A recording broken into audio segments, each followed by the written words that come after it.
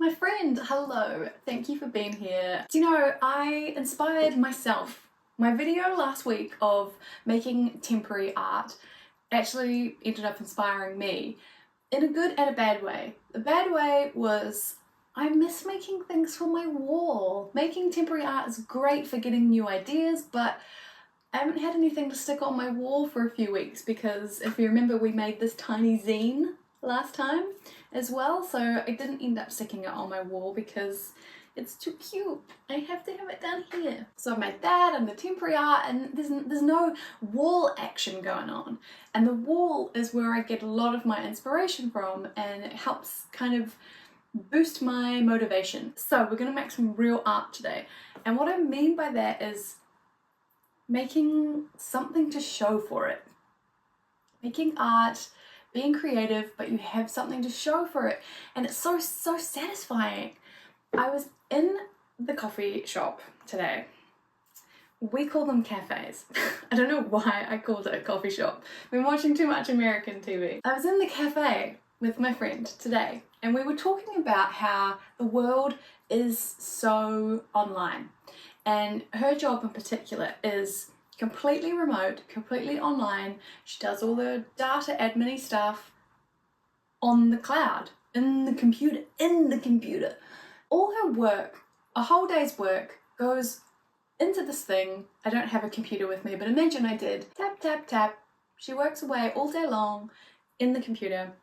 And at the end of the day, there's things that she's achieved, but there's nothing to show for it.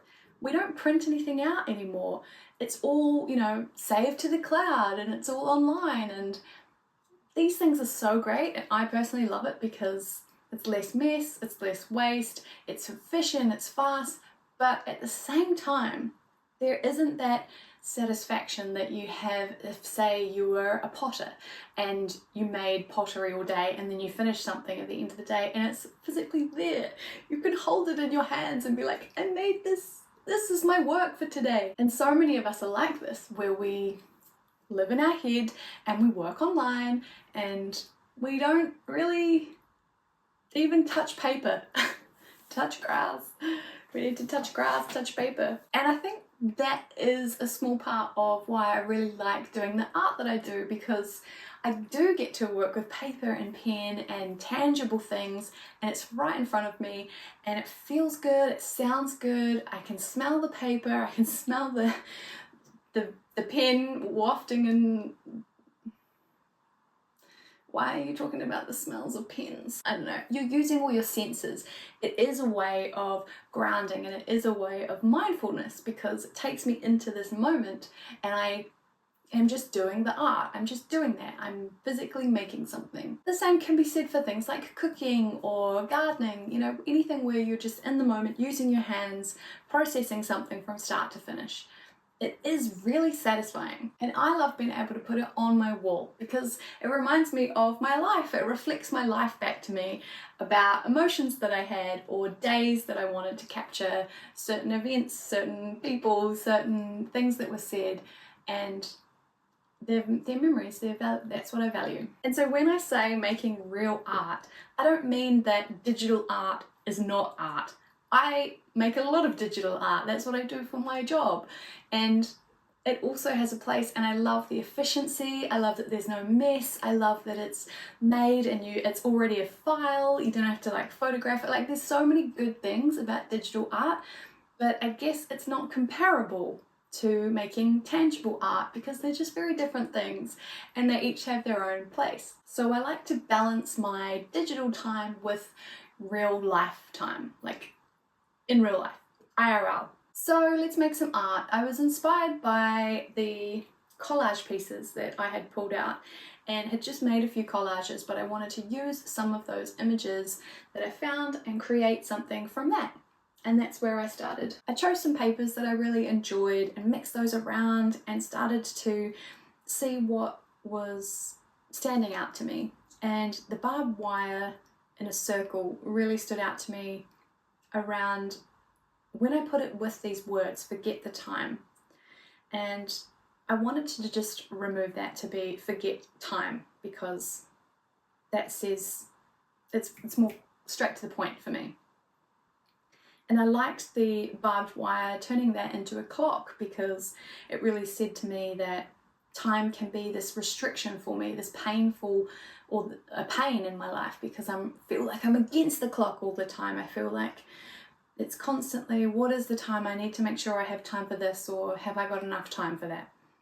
And you can feel like you're against it a lot, but actually those moments when you're creating art is a time when you actually can forget time. You can just get into the process of creating, and I liked that. And I like that, let me use an arty word, the juxtaposition of how time can be a restraint for me and actually stops me from making art sometimes because I think I don't have enough of it, or I just don't have enough, or I don't prioritize that time. And the fact that I'm using time here to make art about it and saying, remember the fact that making art helps you forget about time, I find that quite ironic. And this picture from the collage really inspired me. I was actually going to use this image, but in the end decided I wanted to draw one. I wanted to draw my own person, and immediately messed up the arms, and the shoulders were way too ripped for me. I do not work out that much, so I needed to tone it back a little bit. And I wanted to show these grounding elements, the roots growing from her feet, because that's a way of feeling like you're really connected to life, you're connected to the world by grounding into the literal ground like a plant. And I really wanted to capture the paper that she's holding, because this is about creating with real tangible materials. In the end, this image didn't work for me. For some reason, I felt like there was too much space. I didn't know what to do with it. I didn't like the composition. I didn't like the papers. There wasn't enough interest for me, and I couldn't put my finger on it. I didn't really know why. I just knew that I didn't like it. So often when I do that, I think, okay, well, what else can be done? Can it be smaller, or can it be on a different piece of paper? Does it need more color? Does it need more text? Does it need more collage? Do I need to draw something else? Is it lacking what I'm trying to say? Is it saying enough? Am I lacking in theme?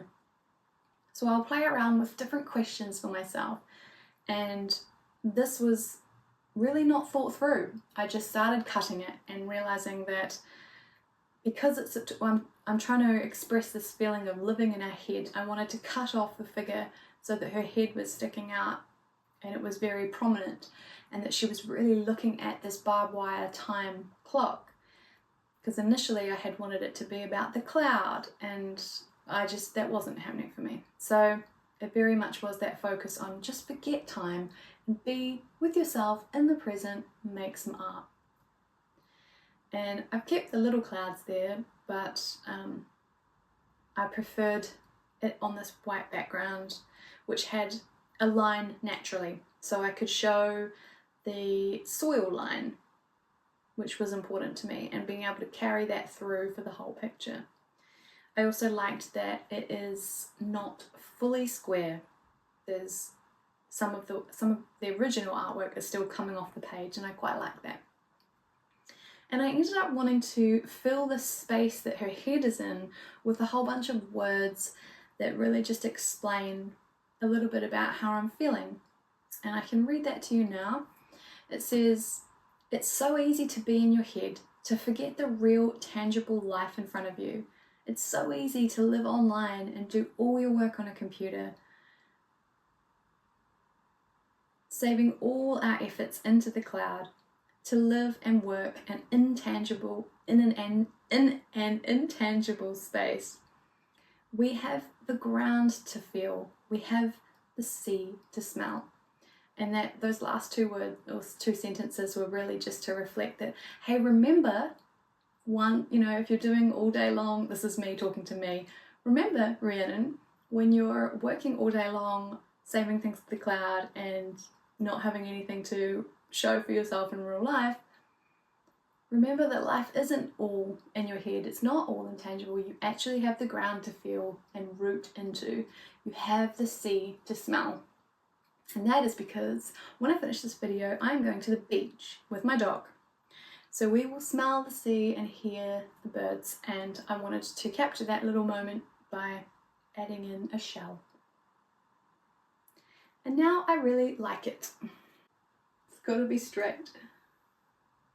The idea of forgetting time, it's more just a reminder for myself of what really is important here. Is it really important that you save all of that stuff? Or, I mean, it is very important, especially during Mercury retrograde. I think it's a reminder for me to remember what you choose to prioritize your time for. What is important to me? What do I want to be spending my time on? Well, the time that I do have the luxury to choose what to do with, am I choosing to prioritize how I want this life experience to be? Some days I do want the experience to be mostly online, but I also find that it is so satisfying to be in real life engaging with things and people, and real elements out in the world. So it's a good reminder for me. Thank you so much, my friend, for joining today, and thank you for all your beautiful messages and comments from around the world. They are so heartwarming, and I love hearing how you're doing, and well done so much to you if you are doing the 100-day challenge, which, if you don't know what that is, then please check out my 100 days drawing video, because in that I talk a lot about what helped me and what didn't help me, and what can help you and what you don't need to worry about if you want to do drawing or some art for 100 days in a row. It is possible. I didn't think it was, but it is. And if you're new, please like and subscribe. I love knowing that these videos are reaching real people with real art, and that is what I value, and it really means the world to me. Notes open, notes closed. Notes open, because let's be real, nobody remembers what we're actually supposed to be talking about here. My dog is barking and growling. There's a lot of growling going on. It's alright. They're not barking at you. It's alright. Good boy. Thank you though. Thank you for protecting me, little man. Now I've completely lost my train of thought.